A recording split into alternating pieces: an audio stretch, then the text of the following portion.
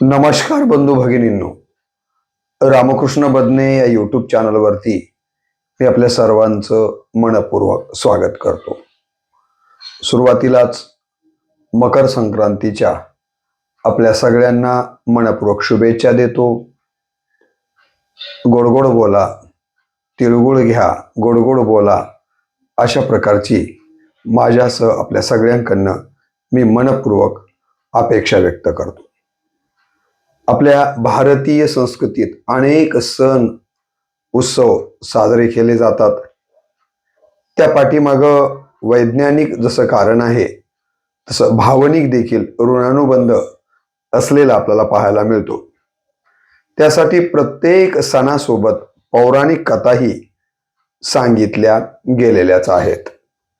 मकर संक्रांत हा सण स्नेह तिळाप्रमाणे व गुळाबरोबर तो गोड करून वाढवत जावा अशा प्रकारचा संदेश देतो. अलीकडे आपण पाहतो आहोत की नात्या नात्यातला स्नेह, समाजातला स्नेह कमी होताना दिसतो आहे. तो स्नेह तिळाप्रमाणे तिळतिळ कासेना परंतु वाढत जावा आणि या संबंधामध्ये गुळाप्रमाणे गोडवा यावा हा अर्थ आपल्याला या तिळगुळ द्या गोडगोड बोला यामधून निश्चितपणे घेता येतो. स्नेह देऊन आपल्याला एकमेकांच्या बद्दल प्रेम वृद्धिंगत करायचं आहे. आपल्या संस्कृतीमध्ये प्रेमाला अत्यंत महत्वाचं स्थान दिलं गेलेलं आहे. कबीरांनी तर पंडिताची व्याख्या करताना स्पष्ट सांगितलं, पोथी पडी पडी जगमुवा पंडित भयानक होय, ढाई अक्षर प्रेम का पडासु पंडित होय. अडीच अक्षर प्रेम नावाची ज्यानं जाणली तो खरा पंडित आहे. नुसत्या पोथी पुराण पाठ केली म्हणजे त्याला पंडित म्हणता येत नाही, असं स्पष्ट मत कबीरांनी या दोह्यातनं व्यक्त केलेलं आहे. एका ठिकाणी असंही सांगितलं गेलं की मेघ आम्हाला पाणी देतात, पक्षी आम्हाला गाणी देतात, वारा श्वास देतो, फुलं वास देतात, माती माया देते, वृक्ष छाया देतात. तर आपण माणूस म्हणून माणसाला प्रेम द्यायला आणि प्रेम घ्यायला शिकलं पाहिजे. आणि हाच संदेश मला असं वाटतं की आपल्याला हा मकर संक्रांतीचा सण प्रेम भावनावर निगत करण्याचा संदेश देतो. दरवर्षी हा सण कधी 14 जानेवारीला तर कधी 15 जानेवारीला असा आलटून पालटून आपल्याला जानेवारी महिन्यामध्ये येत असताना आपण पाहतो. केवळ भारतातच हा सण साजरा केला जातो असं नाहीये, तर भारताच्या शेजारी नेपाळ व अन्य काही देशामध्ये देखील मकर संक्रांत हा सण साजरा केला जातो. मुळात हा सण 3 दिवस साजरा केला जातो. पहिला दिवस जो साजरा केला जातो त्याला भोगी म्हणतात, दुसरा दिवस जो असतो त्याला संक्रांत म्हणतात आणि तिसरा जो असतो त्याला किंक्रांत असं म्हटलं जातं, ज्याला करीदिन असंही म्हणतात. संक्रांत हे एक देवी स्वरूप असून संक्रांतीने शंकासूर व किंक्रांतीने दुसऱ्या दिवशी किंकरासूर या दोघांचा वध केला म्हणून हा सण साजरा केला जातो.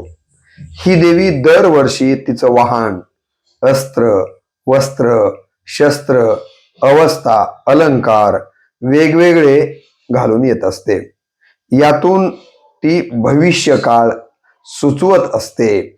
संक्रांत येणे आपण म्हणतो त्याला संकट कोसळणं, या माणसावरती संक्रांत आली असं आपण म्हणतो, म्हणजे संकट कोसळणं.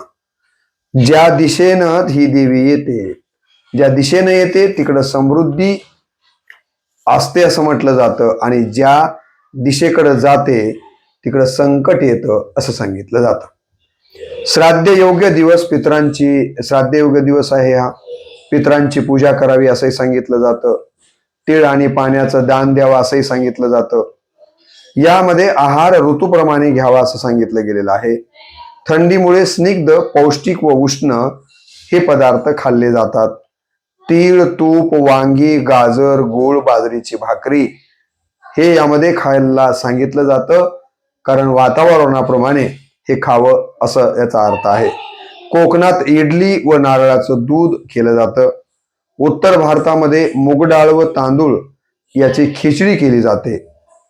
बंगाल प्रांतामध्ये देखील आपल्याला माहिती आहे की अशाच पद्धतीचे पदार्थ बनवले जातात.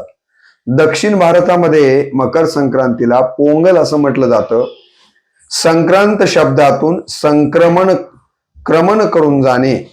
या दिवशी सूर्य मकर राशीत प्रवेश करतो. सूर्याने क्रमण करण्याच्या भासमान मार्गाला क्रांतिवृत्त असं नाव देण्यात आलं आहे. आरंभ स्थानापासून क्रांतिवृत्ताने 12 भाग कल्पिलेले आहेत. त्यालाच आपण ज्योतिषशास्त्राच्या भाषेत 12 राशी असं म्हणतो. लक्षात आलं? काय म्हणालो मी? पुन्हा एकदा सांगतो. सूर्याने क्रमण करण्याच्या भासमान मार्गाला क्रांतिवृत्त असं नाव देण्यात आलेलं आहे. आरंभ स्थानापासून क्रांतिवृत्ताचे 12 भाग कल्पिले आहेत. त्यालाच आपण ज्योतिषशास्त्राच्या भाषेत 12 राशी म्हणतो. त्यातली पहिली राशी आहे मेष, मेंढा. दुसरी राशी आहे वृषभ, बैल. तिसरी राशी आहे मिथुन, स्त्री पुरुष. चौथी राशी आहे कर्क, खेकडा. पाचवी राशी आहे सिंह. सहावी राशी आहे कन्या. सातवी राशी आहे तूळ, तराजू. आठवी राशी आहे वृश्चिक, विंचू. नववी राशी आहे धनु, धनुष्य. 10वी राशी आहे मकर, त्याला मगर. 11वी राशी आहे कुंभ, कलश. आणि 12वी राशी आहे मीन, मासा. हे जे मी मासा आहे ते जे काही शब्द वापरले हे त्या राशीचे चित्र आपल्याला पाहायला मिळतात. म्हणून त्या राशीच्या उल्लेखानुसारच ते चित्र आपल्याला किंवा त्या चित्रावरूनच त्या राशीचं नामकरणही झालेलं आपल्याला दिसतं. एका वर्षामध्ये सूर्य हा 12 राशीतून जातो. एका वर्षामध्ये सूर्य किती राशीतनं जातो? तर 12 राशीतनं जातो. म्हणजेच सूर्याची 12 संक्रमण होतात. सूर्याची किती संक्रमण होतात? सूर्याची 12 संक्रमण होतात. त्यापैकी मकर व कर्क ही 2 संक्रमण महत्वाची मानली जातात. कुणाची? सूर्याची. कोणती 2 संक्रमण महत्वाची मानली जातात? मकर आणि कर्क. पौषातले मकर उत्तरायणाच्या दृष्टीनं व आषाढातलं कर्क दक्षिणायनाच्या प्रारंभ करण्याच्या दृष्टीनं महत्वाचं मानलं गेलेलं आहे. उत्तरायणामध्ये सूर्य हळूहळू उत्तरेकडे वळल्यामुळे दिवस मोठा व रात्र लहान होते. उत्तरायणामध्ये सूर्य हळूहळू उत्तरेकडे वळल्यामुळं दिवस मोठा होतो व रात्र लहान व्हायला लागते. यामध्ये भोगी हा एक आपण दिवस साजरा करतो. बाजरीची खिचडी, तिळाची चटणी, मुगाचं वरण व लोणी एकत्र खाल्लं जातं. गर्भवती स्त्रीला काटेरी तिळाचे दागिने घालून या भोगीच्या दिवशी नटवलं जातं. त्यानंतर येते संक्रांत. या दिवशी सौभाग्यवती स्त्रिया, या संक्रांतीच्या दिवशी सौभाग्यवती स्त्रिया एकमेकींना वाण दिल्याशिवाय जेवत नाहीत. मुहूर्त संपण्यापूर्वी स्त्रिया नूतन वस्त्र परिधान करून वाणाचं साहित्य, ज्यामध्ये 5 सुगडे, 5 खण आणून त्याला हळदी कुंकवाचे पट्टे ओढणे, पांढऱ्या दोऱ्याने सुतवितात. त्याच्यात तिळगुळ, तिळाच्या वड्या वा हलवा, ज्वारीचं कणीस, गाजर, भुईमुगाच्या शेंगा, हरभरा, गव्हाची ओंबी, बिब्याची फुलं, हळकुंड, कापूस, ऊसाचे तुकडे हे सर्व पदार्थ भरतात. हे सगळे घेऊन मंदिरात एकत्र जमतात. नंतर परस्परांना हळदी कुंकू देऊन सुगड्यावर पदर झाकून 5 सुगडातील 1 सुगडं दान देतात. भिंतीवर चित्र लावून संक्रांतीची पूजा करतात. शक्तीनुसार ग्रहोपयोगी वस्तूंचं दान देखील केलं जातं. तसेच कुंभारवाड्यामध्ये जाऊन आळ्यातील सर्व माठ वाटतात. त्याला आवा लुटणं असं म्हटलं जातं. आता तिसरा जो आहे तो करी दिन. त्या मकर संक्रांतीमधला तिसरा दिवस आहे करी दिन. या दिवशी वर्षाच्या आपल्या मुलामुलींना, एका वर्षाच्या आपल्या मुलामुलींना बोरांचं स्नान घातलं जातं. त्या बोरस्नानामध्ये चॉकलेट, गोळ्या, बिस्किटे वापरले जातात.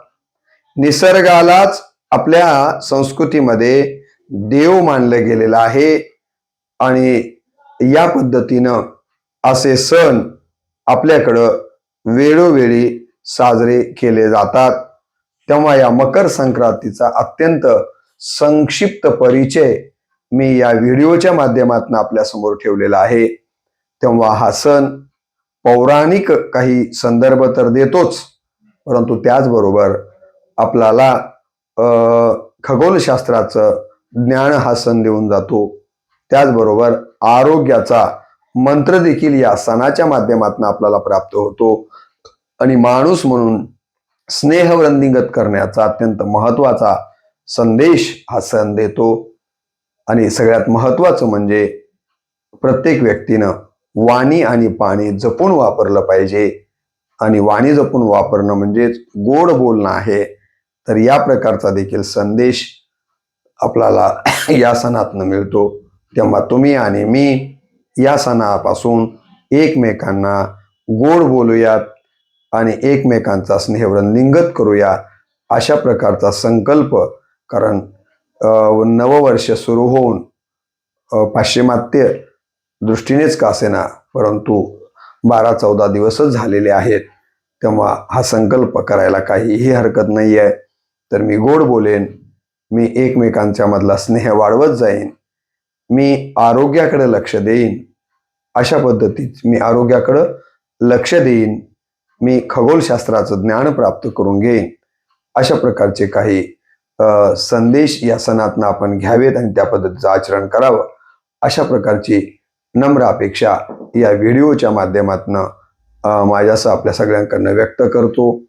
आणि जवळपास सगळ्याच सणावरती, सगळ्याच महापुरुषांच्या वरती त्यांचे जन्मदिवस, पुण्यस्मरण दिन आणि विविध विषयांच्यावरती प्रवचनं, भाषणं माझ्या यूट्यूब चॅनल रामकृष्ण बदनेवरती टाकलेले आहेत.